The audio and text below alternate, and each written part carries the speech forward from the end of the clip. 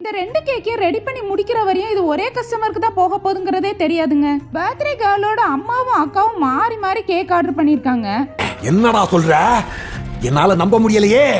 முந்தின நாள் நைட் ஒரு சிஸ்டர் கால் பண்ணி எனக்கு ஒரு 1/2 kgல சாக்கோ ட்ரஃபிள் ஃப்ளேவர்ல ஒரு கேக் பண்ணிருங்க, நாளைக்கு ஈவினிங் உங்ககிட்ட வந்து நான் ரிசீவ் பண்ணிக்கிறேன் சிஸ்டர்னு சொல்லியிருந்தாங்க. 1/2 kg தானே, சூப்பரா பண்ணி தந்துறேன்னு சொல்லிட்டு நானும் போனை வச்சுட்டேன். அடுத்த நாள் காலையில ஒரு வயசானம்மா கால் பண்ணி எனக்கு ஒரு கேக் வேணும், நல்லா கிராண்டா பண்ணணும், பார்க்க கேக் சூப்பரா இருக்கணும், சாக்லேட்ஸ் நிறைய கேக் மேல வச்சிருப்பான்னு சொல்லியிருந்தாங்க. நானும் கஸ்டமர் கேட்ட மாதிரியே கேக்கை சூப்பரா டெக்கரேட் பண்ணி கஸ்டமர் கேட்ட மாதிரியே சாக்லேட்ஸை நிறைய ரெடி பண்ணி சும்மா சுத்தி சுத்தி கேக் ஃபுல்லா வச்சு விட்டுட்டேன். சரின்னு அவங்க சொன்ன நேமிங்கையும் சாக்லேட்லயே ரெடி பண்ணி கேக்கு மேல வச்சு விட்டு கிராண்டா ரெடி பண்ணி கஸ்டமர்கிட்ட கொடுத்துட்டேன். செகண்ட் கேக்கை ரெடி பண்ணிட்டு இருக்கும்போது கஸ்டமர் கிட்ட நேம கேட்கலையேன்னு அவங்ககிட்ட கால் பண்ணி நேம் என்னன்னு கேட்கும்போது தான் சொல்றாங்க தீபிகான்னு. பர்த்டே பாப்பாவோட அம்மா ஆர்டர் பண்ண தெரியாம அவங்க அக்காவும் ஆர்டர் பண்ணிருக்காங்க.